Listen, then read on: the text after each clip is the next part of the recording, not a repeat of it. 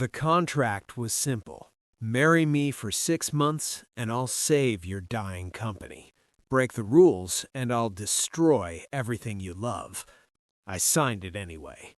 Because Roman Ashford wasn't just offering money, he was offering revenge. And I was desperate enough to take it from the devil himself. Before we dive deeper into this dangerous game between power and desire, let me ask you something. Have you ever made a deal you knew would change you forever?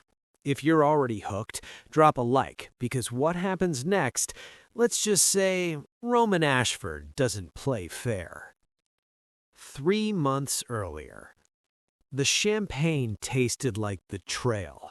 I stood at the edge of the charity gala, watching my ex-fiancé Marcus laugh with his new girlfriend, my former best friend Claire, while my family's pharmaceutical company crumbled in real time.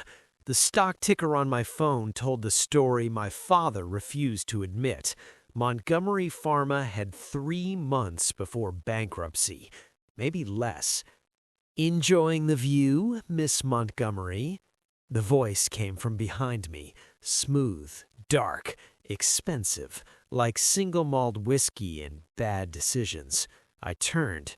Roman Ashford stood close enough that I could smell his cologne, something woodsy and ruinously expensive. He wore a black suit that probably cost more than my monthly rent, and his eyes, gray like a winter storm, studied me with the focused intensity of a predator assessing prey. "Mr. Ashford," I kept my voice steady, even as my pulse quickened. "I didn't realize you attended these things. Aren't charity galas beneath billionaire tech moguls? I make exceptions. Especially when there's something worth acquiring." The way he said acquiring made my skin prickle. Roman Ashford was a legend in Silicon Valley, the kind of man who built empires before 30 and destroyed competitors before breakfast. He was also notoriously private, almost pathologically averse to the spotlight, despite his wealth. Rumors swirled about his past, his methods, his complete lack of mercy in business. And right now, he was looking at me like he was his next acquisition. "I'm not for sale," I said. "Everyone has a price, Evangeline." He said my full name slowly, deliberately. "The question is whether you know yours yet. You don't know anything about me. I know your company is hemorrhaging money. I know Marcus Chen embezzled $2 million before leaving you for your best friend. I know your father is too proud to declare bankruptcy, and you're too loyal to abandon him." He stepped closer. "I know you're 28 years old. You graduated top of class from Columbia, and you've been running Montgomery Pharma's research division for 3 years, while your father takes credit. Shall I continue?" My throat went dry. "What do you want?" "To make you an offer." I already said I'm not. "Not you," he said, his smile razor sharp. "Your company. I want to acquire Montgomery Pharma. But there's a condition." I should have walked away, should have thrown her champagne in his face and left. Instead, I asked, "What condition?" "You marry me." The world tilted. I actually laughed, a sharp, disbelieving sound. "You're insane." "I'm practical." Roman pulled a business card from his pocket and held it between 2 fingers like a knife. "I need a wife for 6 months to secure a merger with a conservative Japanese conglomerate. They won't negotiate with unmarried men. It's a cultural requirement. You need capital and protection from your ex-fiancé's lawsuit." "Marcus is suing me?" "He will be, Monday morning, 9 a.m., for emotional damages during your engagement." Roman's expression remained neutral, but something flickered in his eyes.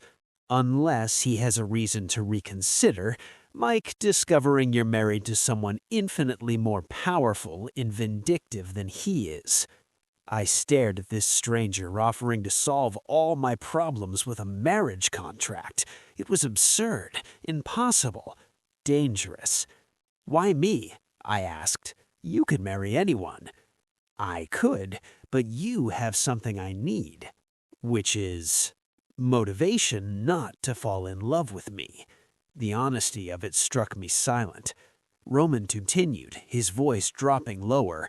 "This is business, Evangeline. Pure transaction. 6 months, separate bedrooms, public appearances as needed. At the end, we divorce quietly. I fund your company's expansion, and you walk away with enough money to never depend on anyone again." "And if I refuse?" "Then Montgomery Pharma declares bankruptcy in 93 days. Marcus destroys what's left of your reputation in court, and you spend the next decade rebuilding from nothing." He extended the card. "Or you take the deal. Choice is yours." I looked at the card, black, embossed, his private number. This is crazy, I thought, but I took it anyway. Pause for just a second. I need to know, Team Roman or Team Run?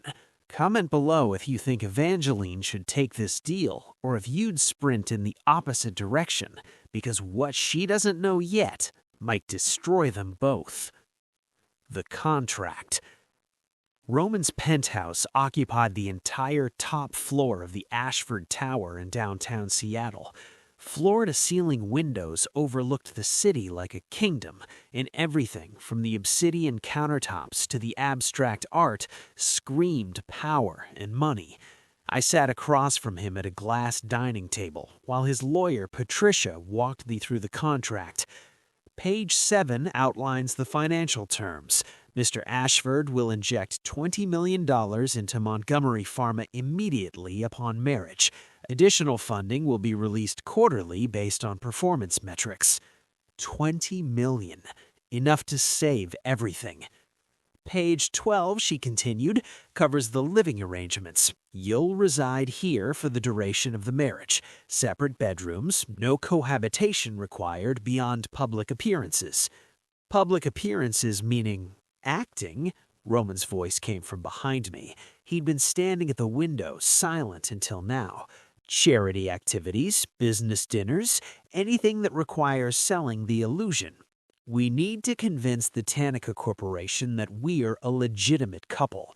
That means acting like one in public. Define acting. He turned, and something in his expression made my breath catch. Holding hands, standing close, letting me touch the small of your back when we enter a room. His gaze held mine. The kind of casual intimacy that makes people believe I'm yours and yours mine. The possessiveness in his tone shouldn't have affected me, but it did. Page 18, Patricia interjected, addresses the termination clause. After 6 months, the marriage dissolves. Mr. Ashford retains no claim to Montgomery Pharma beyond his initial investment. You retain full control of your company. And if one of us wants out early? Patricia's expression remained neutral. Then the injured party receives compensation of $5 million and the marriage ends immediately. Injured party, meaning if I leave, I pay him $5 million. If he leaves, I pay me. Correct. Roman crossed his arms. I won't leave. That's not the clause you need to worry about. Then which one is? Page 23, the morality clause. I flipped through the pages, scanning the dense legal text until I found it. Neither party shall engage in romantic or sexual relationships with third parties during the term of this agreement. Violation constitutes breach of contract and forfeits all financial compensation. You're requiring fidelity in a fake marriage. I'm requiring discretion. The Tanica Corporation is traditional, conservative. If they discover either of us is sleeping around, the deal collapses. So for 6 months, we're faithful to the fiction, non-negotiable. I met his eyes. What about you and me? What about us? The contract doesn't forbid involvement between the two parties. Silence stretched like a wire pulled taut. Roman's jaw tightened almost imperceptibly. No, it doesn't. Why? Because I don't need a contract to tell me not to touch you, Evangeline. I have no interest in complicating this arrangement with emotion. The rejection shouldn't have stung, but it did. Good, I said, matching his tone. Neither do I. Then sign. Patricia slid a pen across the table. I picked it up, felt its weight. One signature, and my life would change forever. I'd save my father's company, protect my family's legacy, get revenge on Marcus. All I had to do was marry a stranger who looked at me like I was a problem to be managed. I signed. Roman signed beneath my name, his signature a harsh slash of ink. "Congratulations," Patricia said. "You're engaged." Roman stood, buttoning his suit jacket with mechanical precision. "We'll marry at City Hall on Friday. Small ceremony, just witnesses. Pack your things tomorrow. I'll send a car." Wait! I stood too, suddenly feeling the weight of what I'd done. That's it? No discussion? No getting to know each other? What's there to know?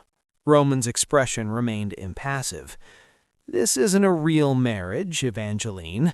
It's a merger, and mergers don't require romance, just results." He walked away, leaving me standing alone in his kingdom of glass and steel, wondering what I'd just traded my freedom for. Let's talk about Roman for a second. Cold, detached, completely walled off, but you felt something in that room, didn't you? That tension when he said he had no interest in touching her? Here's my question. Is Roman protecting Evangeline or himself? Drop a heart emoji if you think he's hiding something deeper. The first night. Moving into Roman's penthouse felt like stepping into a museum. Everything was perfect, untouchable, cold. My bedroom was on the opposite end of the apartment from his, a deliberate choice, clearly. It was beautiful in an impersonal way. White linens, minimalist furniture, a view of Elliott Bay that probably cost more than most people's homes. I unpacked slowly, trying to ignore the surreal reality that I now lived with my husband. Husband. The word felt wrong, too intimate for what we were. Around 10 p.m., I ventured into the kitchen for water and found Roman standing at the counter in the dark, tie loosened, whiskey in hand. The city lights behind him cast his face in shadow. "Can't sleep?" I asked. He didn't startle. "I don't sleep much." "Why?" "Old habit." I moved to the cabinet, found a glass. We stood in silence while I filled it from the tap, hyper-aware of his presence 5 feet away. "There are rules we need to establish. Beyond the contract? The contract covers legalities. This covers survival." He turned to face me, and in the dim light he looked almost vulnerable. Almost. "My office is off limits. I work from home most mornings. Don't interrupt unless it's an emergency. I don't do breakfast conversation. I don't need status updates on your day. We're not friends, Evangeline. We're not confidants. We're business partners sharing space." Each word felt like a door slamming shut. "Understood," I said coolly. "Any rules for me?" "Yes. Don't ask me about my past." "Why?" "Because I won't answer." He drained his whiskey. "This works if we keep boundaries. I stay out of your life, you stay out of mine. 6 months from now, we walk away clean." "Clean," I repeated. "Is that what you call this?" "I call it pragmatic." "You mean lonely." The word landed between us like a grenade. Roman's expression hardened. "Don't psychoanalyze me. You don't know anything about me." "I know you're so terrified of intimacy that you'd rather pay someone to pretend to love you than risk the real thing." His eyes flashed with something dangerous. "And I know you're so desperate for control that you'd rather sell yourself into a contract marriage than admit your ex-fiancé broke you." The truth of it felt like a slap. We stared at each other across the kitchen, two strangers bound by signatures and spite, both bleeding from wounds we refused to acknowledge. "Good night, Roman," I said quietly. I left him standing in the dark. The wedding. City Hall weddings are supposed to be romantic in their simplicity. Ours was a formality executed with corporate efficiency. Roman wore a charcoal suit. I wore a queen dress I'd bought that morning. Patricia served as witness, along with Roman's head of security, a silent, muscular man named Garrett who looked like he could kill someone with a paperclip. The officiant rushed through the vows. We exchanged simple platinum bands. When it came time for the kiss, Roman leaned in and pressed his lips to mine for exactly 3 seconds. It was chaste, performative, meaningless. So why did my heart race like I'd been touched by lightning? "Congratulations," the officiant said. "You may now—" "Oh, you already did." Roman stepped back immediately, his expression unreadable. We signed the marriage certificate. Patricia handed us copies. That was it. I was married. In the car afterwards, Roman stared out the window while I studied my ring. It was beautiful, classic, elegant, but completely hollow. "The Tanaka Corporation executives arrive next week. We'll attend a welcome dinner. You'll need appropriate attire. Patricia will arrange a stylist." "I can dress myself." "I'm sure you can, but this isn't about capability. It's about presentation." Finally, he glanced over. "These people are traditional, conservative. The wife of Roman Ashford needs to look the part." "Which is?" "Elegant, refined, expensive." His gaze traveled over me slowly, and I felt it like a physical touch. "Thank you," I said carefully. "Don't thank me. It's strategy, not flattery." Always back to business, always safe behind his walls. But I'd seen something in that moment, a crack in his armor, a flicker of something human beneath the ice. I filed it away, because if I was going to survive 6 months married to Roman Ashford, I needed to understand him. And understanding someone meant finding their weaknesses. "Stop. I need to know what you're thinking right now. Did that kiss feel like nothing to you, or did you catch what I caught, that split second where Roman hesitated, where his mask almost slipped? Comment ice if you think he's as cold as he claims, or fire if you think he's burning underneath, because I promise you, one of them is about to get burned." The dinner. The welcome dinner for the Tanaka Corporation executives took place at an exclusive restaurant overlooking Lake Washington. Private room, 7-course meal, the kind of event where every word mattered. I wore a navy silk dress that Patricia's stylist had selected. Elegant, modest, expensive. Roman had nodded his approval when I emerged from the bedroom, which felt like winning a prize I didn't know I was competing for. In the car, Roman briefed me. Hideo Tanaka is the CEO, traditional, old money. He believes marriage indicates stability and commitment. Roman adjusted his cufflinks. His daughter, Yuki, handles international operations. She's progressive, ambitious, and the real decision-maker. Impress her, and we secure the deal. And if I don't, then we waste 6 months of our lives for nothing. The pressure should have intimidated me. Instead, it focused me. I was good at this, the performance, the strategy, and I'd spent years watching my father navigate corporate politics. I knew how to be charming when necessary.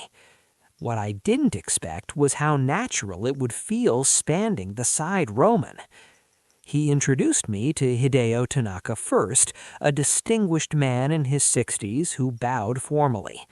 Roman's hand settled on the small of my back, warm through the thin silk of my dress. A casual gesture, meaningless, except my skin burned where he touched me. Mr. Tanaka, this is my wife, Evangeline.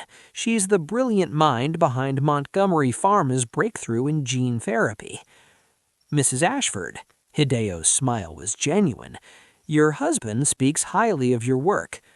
He's generous, I said smoothly, even as my mind raced. When had Roman researched my actual contributions to the company?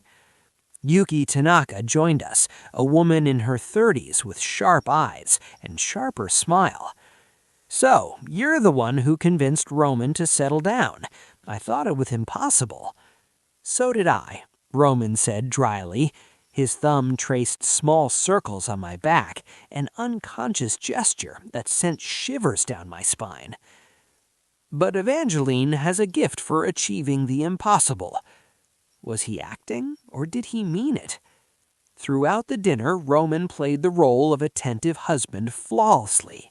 He poured my wine, asked about my comfort, laughed at my jokes. His hand never strayed far from mine, fingers occasionally brushing, creating electricity that seems to shock us both. And yet, beneath the performance, I sensed something real. The way he listened when I spoke about my research, the pride in his voice when he mentioned my accomplishments, the protective edge when Hideo asked if I'd continue working after we had children. Evangeline's career is non-negotiable. I married a scientist, not a housewife. Something in my chest cracked open. Later, during dessert, Yuki leaned close to me while the men discussed merger specifics. "You love him," she said quietly. "It's obvious." I froze. "What?" "The way you look at him when he's not watching, like he's the only person in the room." She smiled. "I thought this might be arranged. Roman's reputation suggested he'd never marry for love. But I was wrong." I couldn't speak, couldn't breathe.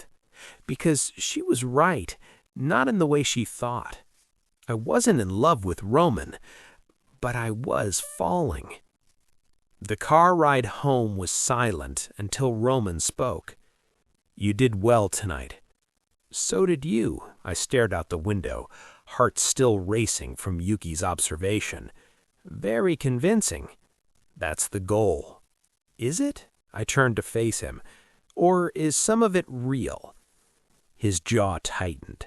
"What do you mean?" "You knew about my research. You defended my career. I hesitated. "You touched me like you meant it." "I touch you because the contract requires believability." "No, you touch me because you want to." The words hung between us like a confession. Roman's hands gripped the steering wheel. We'd reached the tower, parked in his private garage, but neither of us moved. "Don't," he said quietly. "What don't?" "Don't make this complicated." "It's already complicated, Roman." I unbuckled my seatbelt, turned to face him fully. "We're two people pretending not to feel things we clearly feel. That's the definition of complicated." "You don't know what you're talking about." "Then prove me wrong. Tell me you feel nothing. Tell me tonight was pure performance. Tell me," I leaned closer, "that when you touched me, you didn't feel exactly what I felt." His breath hitched. I saw it, the crack in his control. "Evangeline, tell me I'm wrong and I'll never mention it again." For 3 heartbeats he said nothing, just stared at me with those storm-gray eyes, war raging behind them. Then he got out of the car. I sat alone in the garage, hands shaking, wondering if I'd just destroyed everything or started something even more dangerous. Hold on, this is spiraling faster than either of them expected, isn't it? Question, would you have pushed Roman like that, or would you have kept your distance? Comment your answer, because what happens next changes everything. The confession. 3 days later, I woke at 2 a.m. to the sound of someone screaming. I bolted upright, heart hammering, trying to orient myself in the dark bedroom. The sound came again, raw, agonized, male. Roman. I ran down the hallway, pushed open his bedroom door without thinking. He was in bed, sheets tangled around him, body rigid, fighting something only he could see. Sweat soaked his skin, his hands clawed at invisible threats. "No, don't!" The words tore from him. "She's gone! She's gone!" Nightmare. He was having a nightmare. "Roman," I approached carefully, the way you'd approach a wounded animal. "Roman, wake up!" He didn't hear me, kept thrashing, kept screaming denials of the darkness. I touched his shoulder. He moved fast, too fast. 1 second I was standing, the next I was on the bed, Roman looming over me, hand around my throat, eyes wild and unseeing. "Roman!" I gasped. "It's me! It's Evangeline!" Recognition crashed over him like cold water. His hand released immediately. He jerked backward, horror flooding his face. "Jesus! Oh, Jesus! Are you—" "I'm fine," I sat up slowly, rubbing my throat. It didn't hurt. He hadn't squeezed. "You were dreaming. You shouldn't have— Why did you—" He couldn't complete a sentence, couldn't stop staring at his own hand like it had betrayed him. "You were screaming. So you decided to wake a man having a nightmare? That's survival instinct 101, Evangeline. Don't wake the—" He stopped, closed his eyes. "Get out." "No, get out." "Not until you tell me what you were dreaming about." His eyes snapped open. "That's not part of our agreement." "Screw the agreement." I moved closer, close enough to see his chest heaving. "Who's gone, Roman? Who are you losing in your dreams?" For a long moment I thought he'd refuse, thought he'd throw me out and rebuild his walls higher than ever. Then he broke. "My sister." His voice cracked on the words. "Her name was Sophia." Was. Oh, God. "Tell me," I whispered. And he did. She was 19. I was 23. We grew up in foster care after our parents died. 17 different homes in 12 years, but we always had each other. She was everything. Smart, funny, fearless. She believed I'd build something great one day.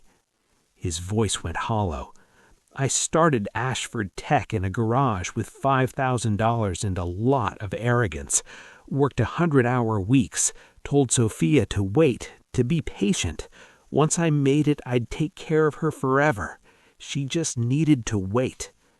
I already knew where this was going. Could feel the tragedy approaching like a storm.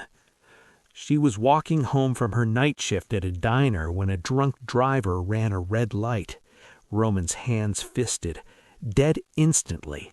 I was in a board meeting when they called. I had ignored 3 of her messages that day because I was too busy building my empire. "Roman," I said. I never told her I was proud of her, never said I loved her enough. I was so focused on success, on proving we could be more than foster kids, that I forgot the only person I was doing it for.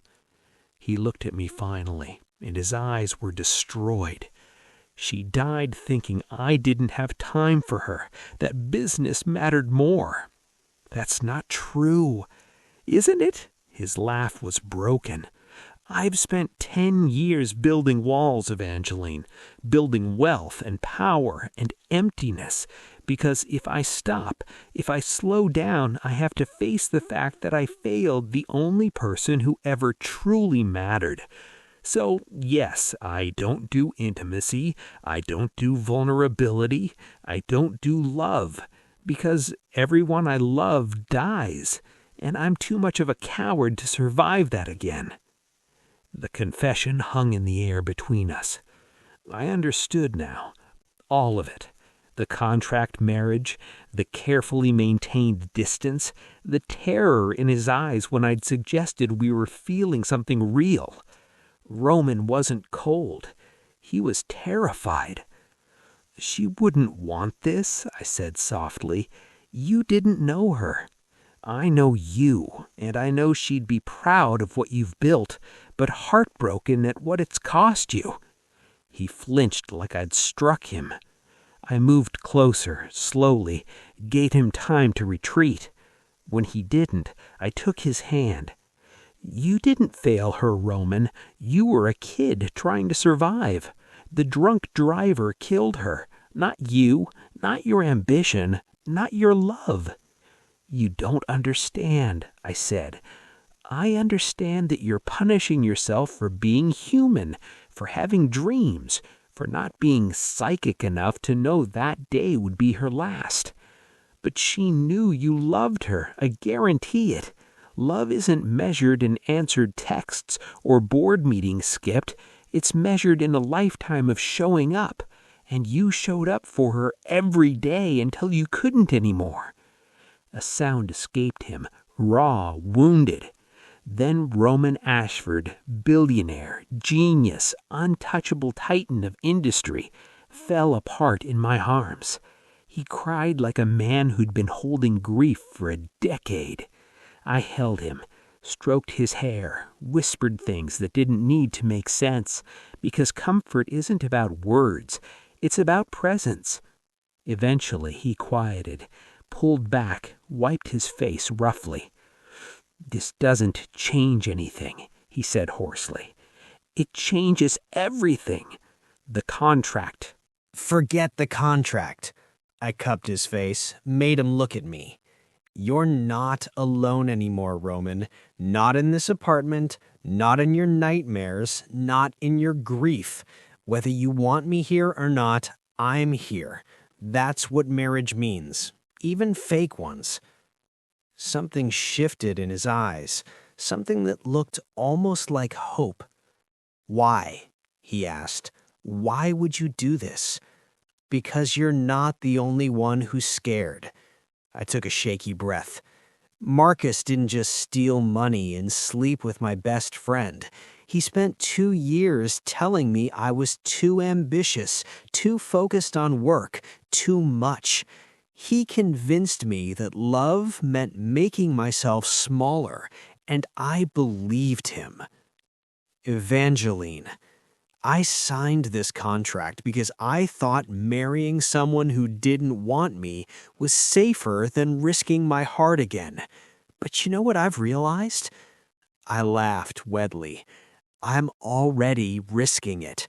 Because somewhere between the fake touches and the business dinners and watching you defend my career like it matters to you, I started caring about you, about this."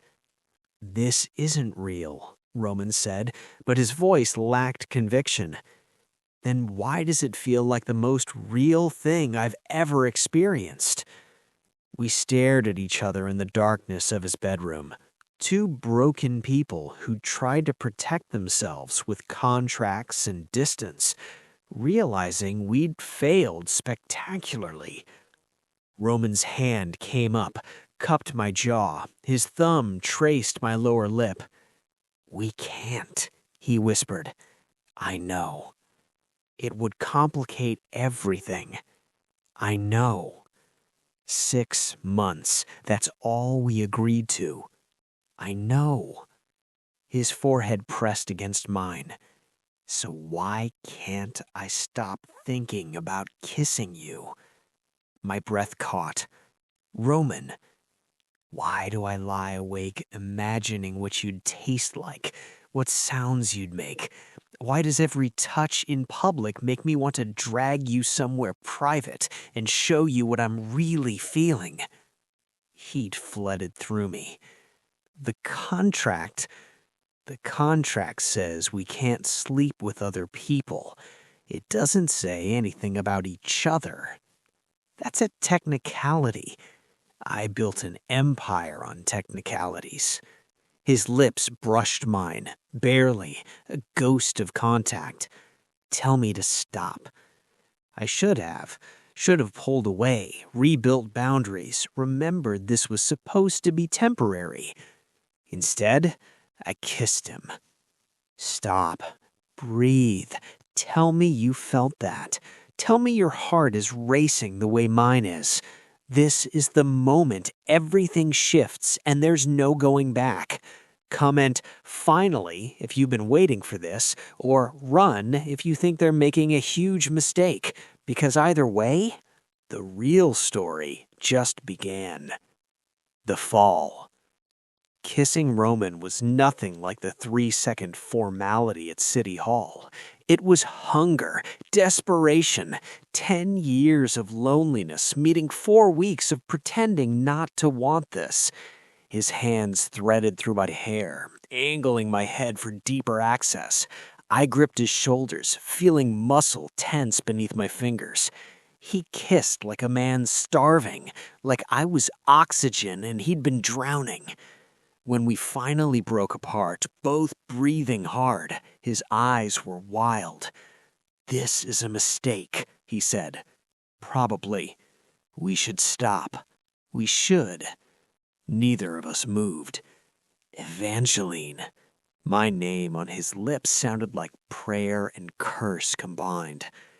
If we do this, if we cross this line, I can't promise I'll be able to uncross it. "Good," I breathed. "I don't want you to." Something in him snapped.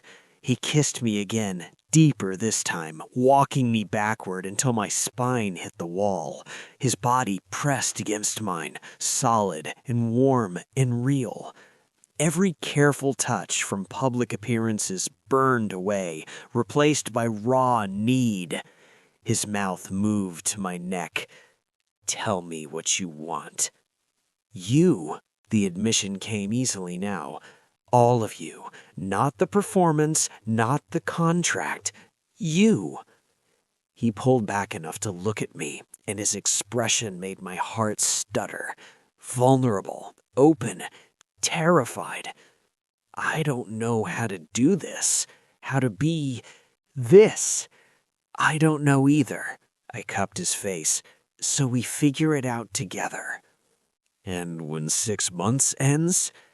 The question hung between us, the elephant we'd both been avoiding. I don't know, I said honestly, but I'd rather have 5 months of something real with you than 6 months of safety without you. Roman closed his eyes, exhaled slowly. When he opened them again, the decision was made. Then we're doing this really. Doing this. His thumb traced my jaw.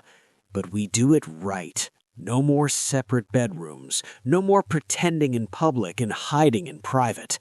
If I'm falling for you, and I am, God help me, then I'm doing it completely. Joy and terror roared in my chest. You're falling for me? From the moment you signed that contract with your chin up and fire in your eyes, knowing you were trading your freedom for your family. He kissed me softly. I hired an investigator the next day, read everything about you, your research, your history, the way Marcus destroyed your confidence. And I realized I'd met someone as broken and stubborn and brilliant as I was. That's why you knew about my work. That's why I knew I was in trouble. We're insane. Completely, he grinned, and it transformed his face. But I haven't felt this alive in 10 years, so I'm calling it a win. We stood there, foreheads touching, both smiling like idiots who just jumped off a cliff without parachutes. "So what now?" I asked. "Now I take you to bed. To sleep," he clarified quickly. "Just sleep. Because we're doing this right. Dating, courting, whatever the hell you call it when you're already married to someone. Most people date before marriage. We're not most people. No, we're really not." He took my hand, led me to his bed, the same bed where he'd had nightmares alone for years. We lay down together, still fully clothed, and he pulled me against his chest. I listened to his heartbeat, steady, real. "Evangeline." "Yeah?" "Thank you for not running when I broke." I pressed a kiss over his heart. "Thank you for breaking." We fell asleep tangled together, two people who tried to protect themselves from love and failed spectacularly. And for the first time in 10 years, Roman Ashford slept through the night without screaming. The unraveling. The next 3 weeks were the happiest of my life.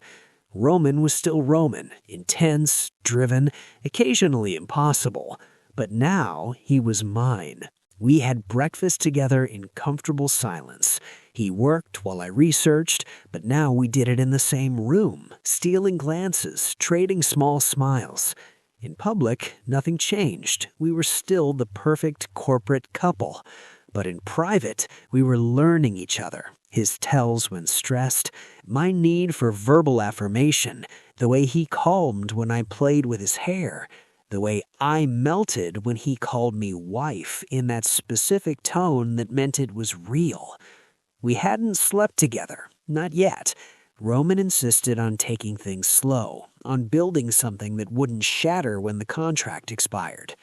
Forever. The word terrified and thrilled me. The Tanaka merger moved forward smoothly. Yuki sent congratulations. Hideo praised our partnership. Everything was perfect until the day Marcus called. "You married Roman Ashford. You moved pretty quickly." Marcus's voice through the phone was acid. "What do you want, Marcus?" "I want to know why. Why him? Why now?" "That's none of your business. You're still in love with me.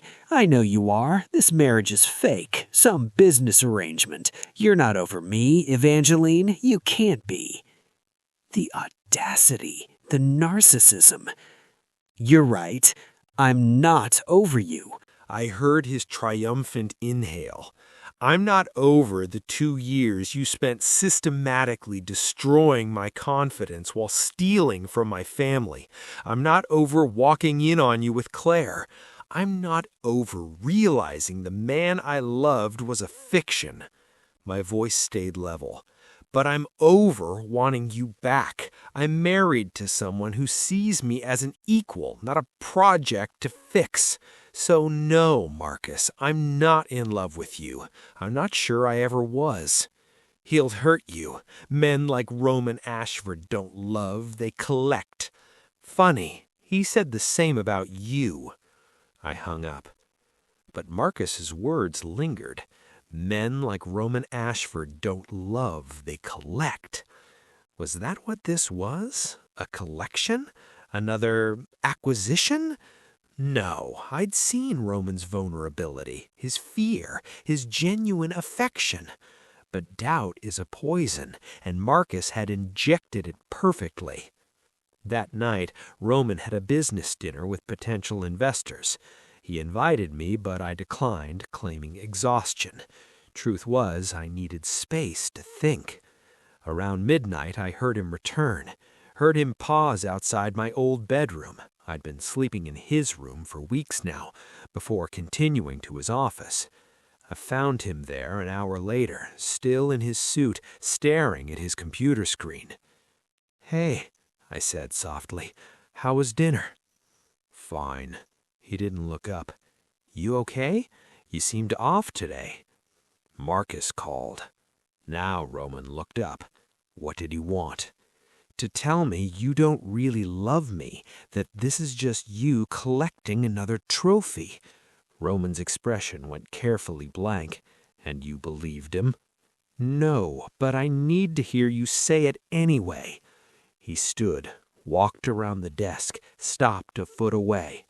This started as a transaction, he said quietly. I won't lie about that. I needed a wife for business. You needed money.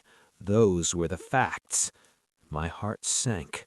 But somewhere between the contract and now, the facts changed. He stepped closer.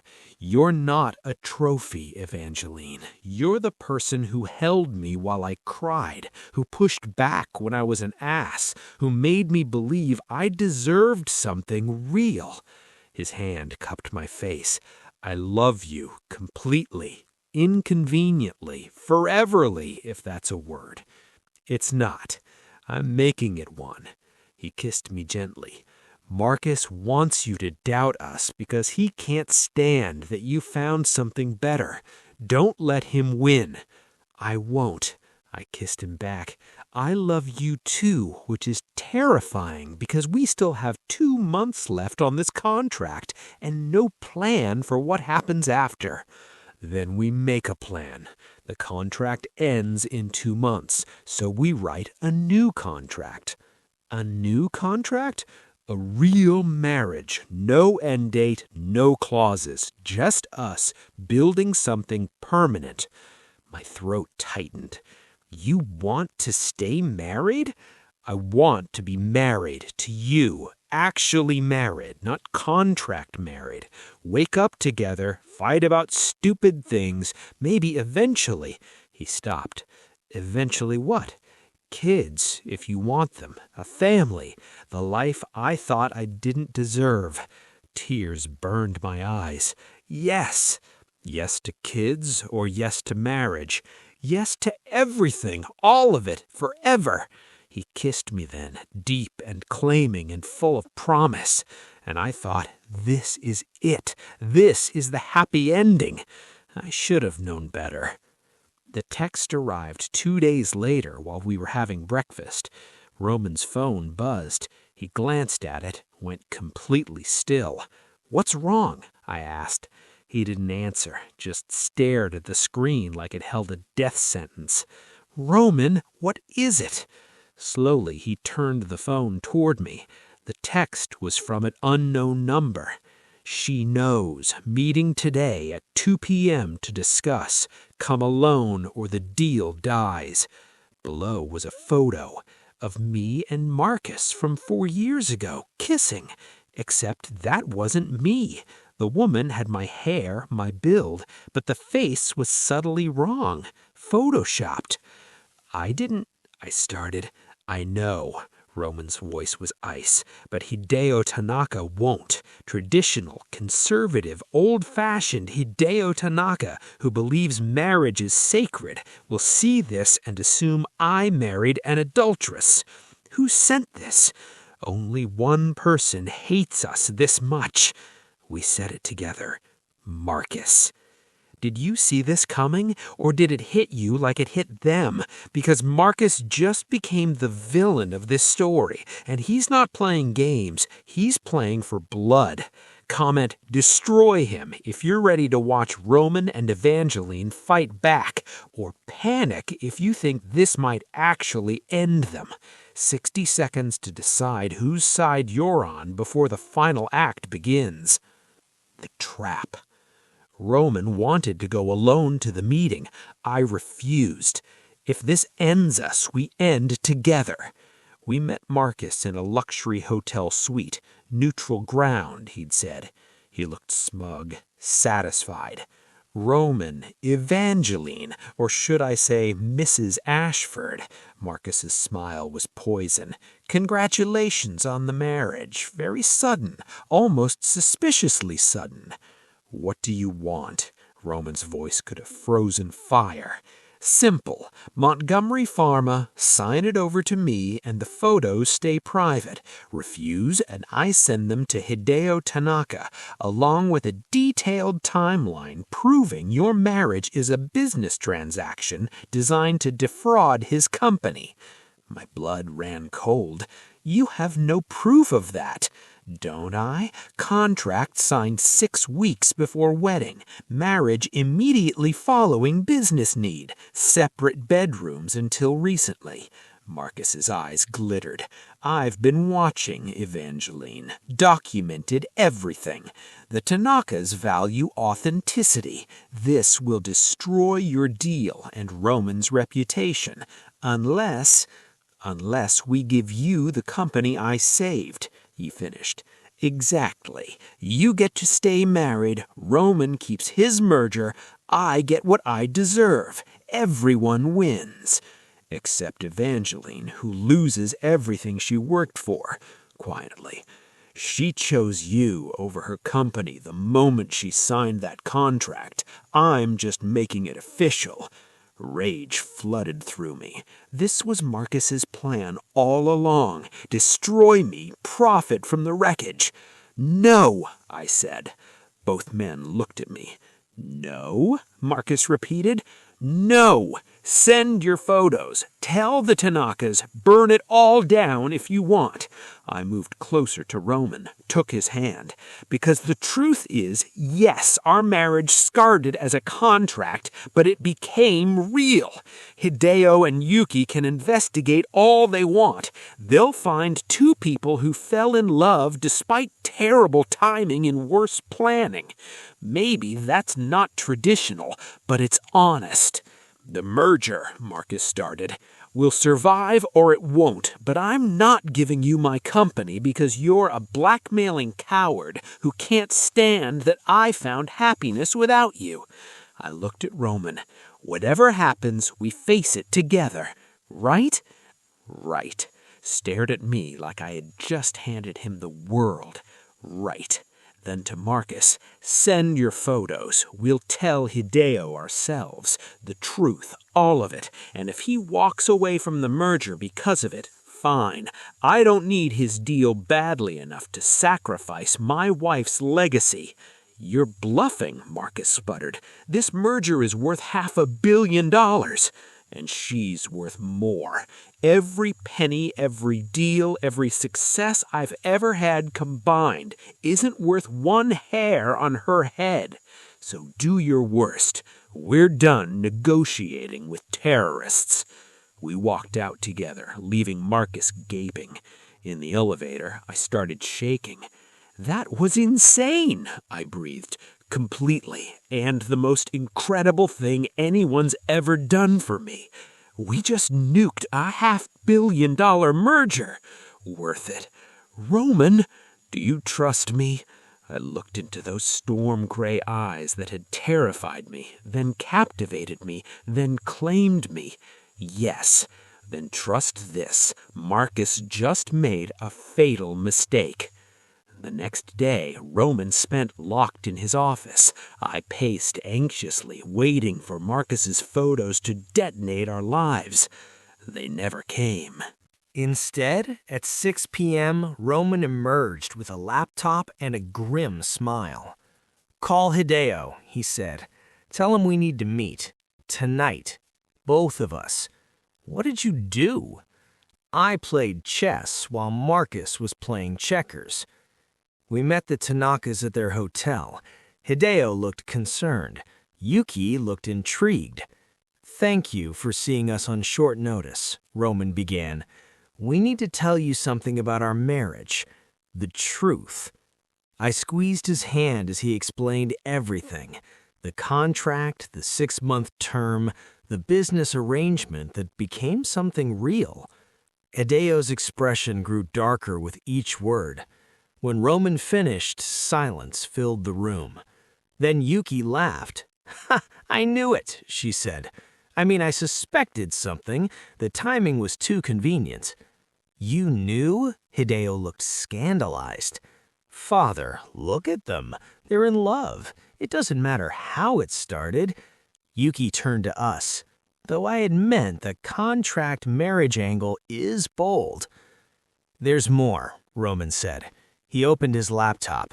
Evangeline's ex-fiancé, Marcus Chen, planned to blackmail us with this information. He's also the one who embezzled from Montgomery Pharma.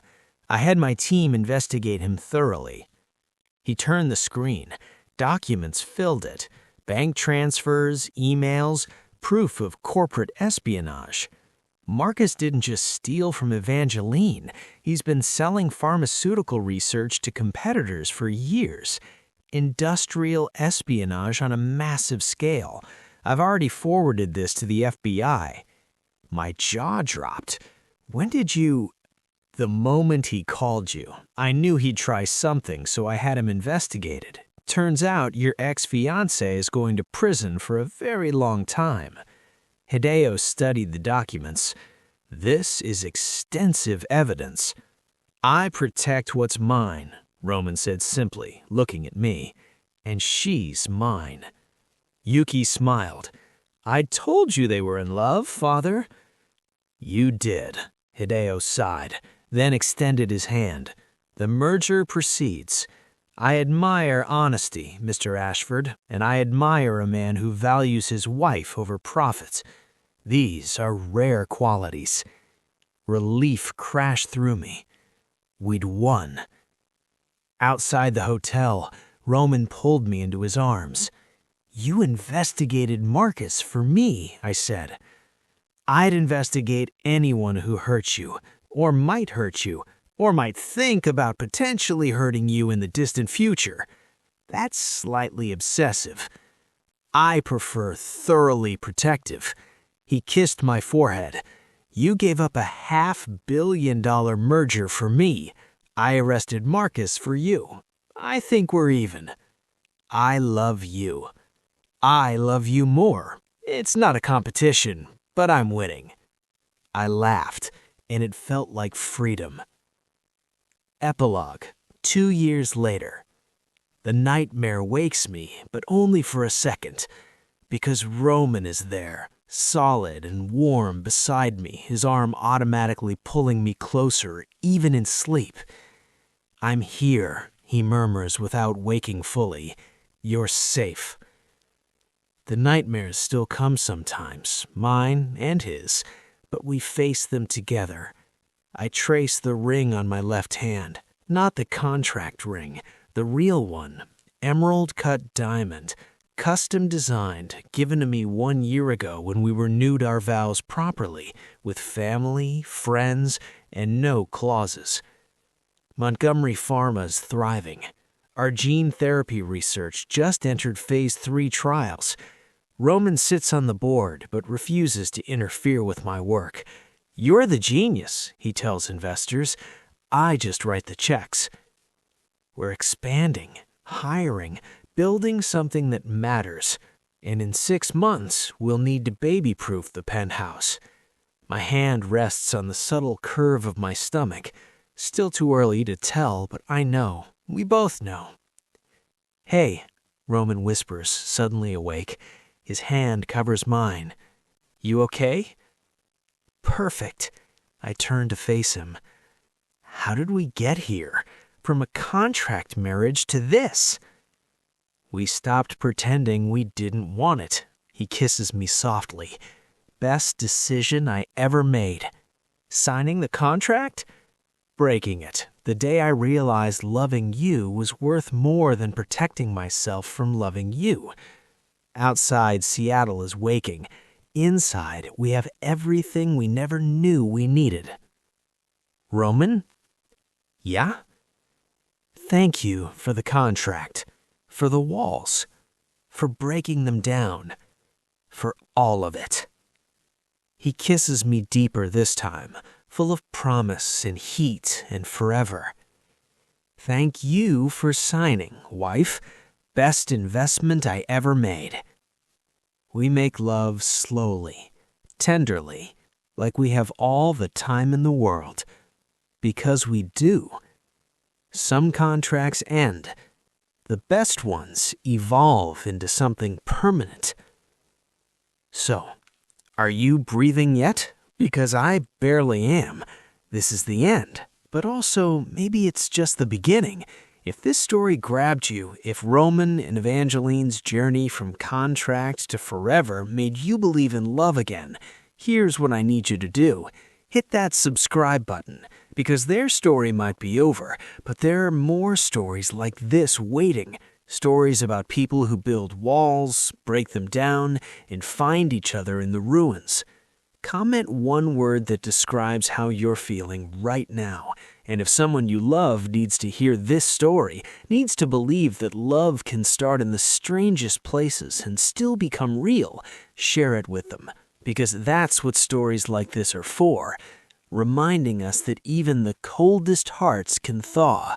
Even the most broken people can heal. Even contracts can become vows. Thank you for being here. Thank you for believing in them. And most of all, thank you for believing in love.